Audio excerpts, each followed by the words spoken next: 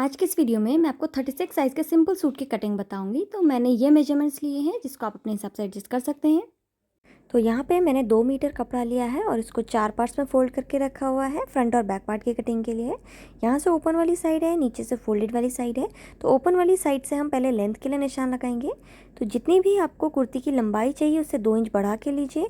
तो मैंने 39 इंच की लंबाई यहाँ पे ली है।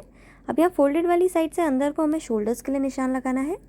तो ये कुर्ती का जो बैक नेक है वो है 7.5 इंच का डीप। तो उस हिसाब से मैं यहाँ पे 6 इंच पे निशान लगा रही हूँ शोल्डर्स के लिए। अब यहाँ से नीचे की तरफ को हमें आर्म होल के लिए निशान लगाना है। तो आर्म होल का निशान मैं यहाँ पे लगाऊंगी 6.5 इंच पे। 6.5 इंच पे निशान लगाया। अब इन दोनों पॉइंट्स को ऊपर हमें स्ट्रेट लाइन से ज्वाइन कर देना है। थोड़ा सा नज़दीक से मैं यहाँ पे आपको दिखा देती हूँ। अब देखिए यहाँ पे हमें बस्ट के लिए निशान लगाना है। तो जितना भी आपका बस्ट साइज़ है उसको 4 से डिवाइड करें और आधा इंच की लूजिंग ऐड करें। तो ये 36 साइज़ की कुर्ती है, उस हिसाब से मैं 9.5 इंच पे निशान लगा रही हूँ। अब इसको आर्म होल वाले पे सीधी लाइन से ज्वाइन कर देना है। इसके बाद यहाँ शोल्डर वाले से हमें 15 इंच पे एक निशान लगाना है और यहाँ पर अब हम कमर का मेजरमेंट लेंगे। तो जितनी भी आपकी कमर है उसका चौथाई भाग करिए और आधा इंच की लूजिंग ऐड करिए। जैसे मेरी कमर है 32 इंच की, तो उस हिसाब से मैं 8.5 इंच पे निशान लगा रही हूँ। अब शोल्डर से 21 इंच नीचे पे हमें एक और निशान लगाना है और यहाँ पर अब हम हिप का मेजरमेंट लेंगे। तो जितना भी आपका हिप राउंड है उसका चौथाई भाग करिए और आधा इंच की लूजिंग ऐड करिए। जैसे मेरे मेजरमेंट में हिप राउंड है 40 इंच का, तो उस हिसाब से मैं यहाँ पर निशान लगा रही हूँ 10.5 इंच पे।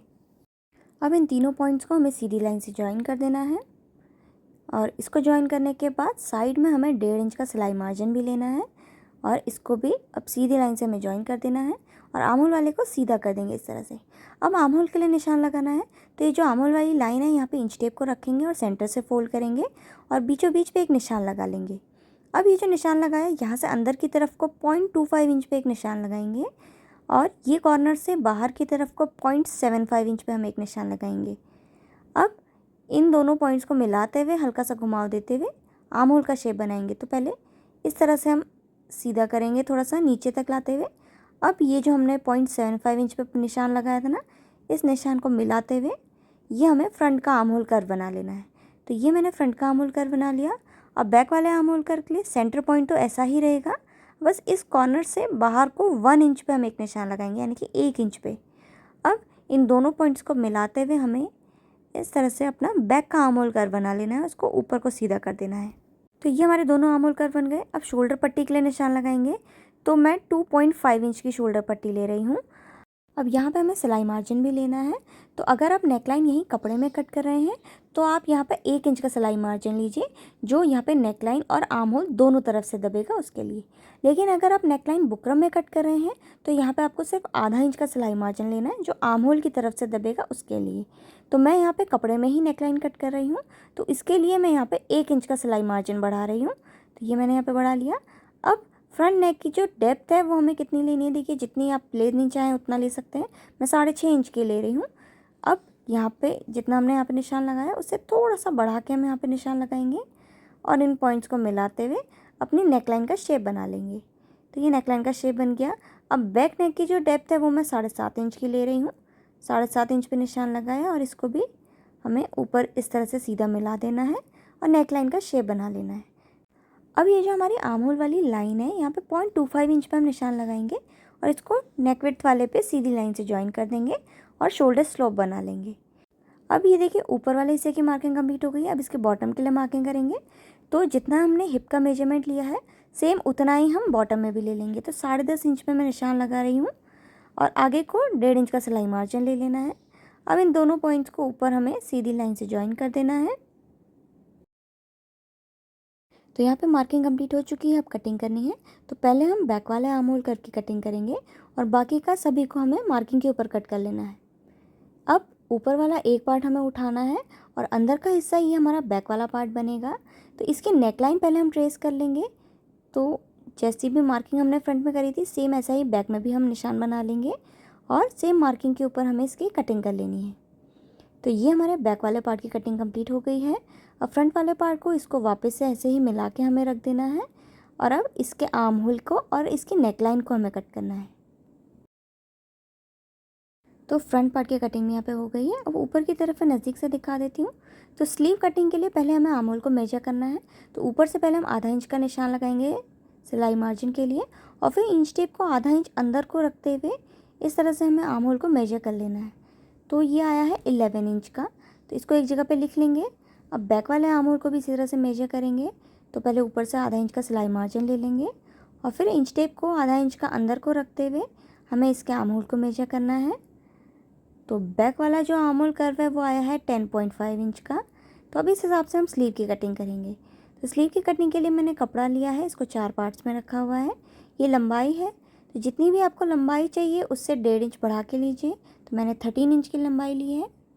अब यहाँ फोल्डेड वाली साइड से अंदर को हमें 8 इंच पे एक निशान लगाना है, और इस निशान से नीचे की तरफ को हमें 4 इंच पे एक निशान और लगाना है।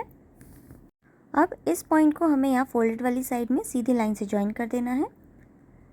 अब यहाँ पर जो हमने ज्वाइन किया इसमें इंच टेप को रखेंगे और इंच टेप को बिल्कुल सेंटर से फोल्ड करेंगे और बीचों बीच पे एक निशान लगाएंगे।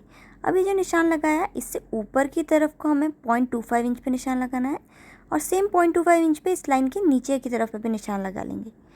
अब यहाँ फोल्डेड वाली साइड से सीधा करते हुए हमें 0.75 इंच पे निशान लगाना है, और इस पॉइंट को हमें यहाँ ये ऊपर वाला जो हमने निशान लगाया ना इस पे हल्का सा घुमाव देते हुए इस तरह से मिला देना है। अब देखिए इसको आगे बढ़ाएंगे तो यहाँ से 2 इंच पीछे की तरफ को हम आएंगे और इस निशान से नीचे 0.25 इंच पे जाएंगे, और इसको हमें ऊपर वाले पे मिला देना है इस तरह से, और हल्का सा घुमाव देते हुए साइड में ज्वाइन कर देंगे। अब ये बैक आर्म होल कर्व बन गया है, तो इसको हल्का सा मैं स्मूथ सा एक शेप दे रही हूँ। अब ये बैक आर्म होल कर्व के बाद फ्रंट का आर्म होल कर्व बनाना है। तो देखिए सेंटर पॉइंट वाला ये निशान तो ऐसे ही रहेगा, बस ये जो सेंटर वाला पॉइंट बनाया है इससे अंदर की तरफ को हमें 1 इंच यानी कि 1 इंच पे हम एक निशान लगाएंगे। और अब इन दोनों लाइंस के बीच में से हम कर्व बनाना स्टार्ट करेंगे। पहले इस पॉइंट पे मिलाएंगे, फिर नीचे वाले पे मिलाया। अब हल्का सा घुमाव देते हुए इसको साइड में ज्वाइन कर देना है। तो ये हमारा यहाँ पे फ्रंट का आर्म होल कर्व बन गया है इस तरह से। अब यहाँ से ये जो निशान है यहाँ से इंच टेप को हम सीधा रखेंगे बिल्कुल, और 2.25 इंच नीचे पे एक निशान लगाएंगे और इसको इस तरह से टेढ़ा ज्वाइन कर देंगे। देखिए ऐसे हमें ज्वाइन करना है और इसको सीधा करते जाएंगे जितना भी हमें चाहिए। अब बैक का आर्म होल कर्व मेजर करना है, तो इंच टेप को थोड़ा सा हम लाइन से नीचे रख के इस तरह से पहले बैक वाले का आर्म होल कर्व मेजर करेंगे। तो बैक वाला कर्व आया था 10.5 इंच का, तो 10.5 पे निशान लगाया। सेम इसी तरह से फ्रंट का आर्म होल कर्व मेजर करना है। इंच टेप को थोड़ा सा नीचे रखते हुए हम इस तरह से फ्रंट का आर्म होल कर्व मेजर करेंगे, और 11 इंच का आया था तो 11 इंच पे निशान लगा लेंगे। अब दोनों निशान अलग अलग हैं, तो इसका जो मिड पॉइंट है बीच वाला हिस्सा वो हम ले लेंगे। अब यहाँ से अंदर को 1.5 इंच का सिलाई मार्जिन लेना है। इसके बाद बॉटम में मोहरी के लिए निशान लगाएंगे, तो मोहरी मैं 5.5 इंच की ले रही हूँ और आगे को 1.5 इंच का सिलाई मार्जिन ले रही हूँ। अब अंदर वाले को इस तरह से हमें सीधी लाइन से ज्वाइन करना है। अब बैक वाले आर्म होल कर्व की कटिंग करेंगे हम, और फिर इसको ओपन करते रखना है, और ओपन करने के बाद इसका जो फ्रंट आर्म होल कर्व है इसकी भी कटिंग कर लेनी है। तो ये हमारे 36 साइज़ की कुर्ती और स्लीव की कटिंग कंप्लीट हो गई है।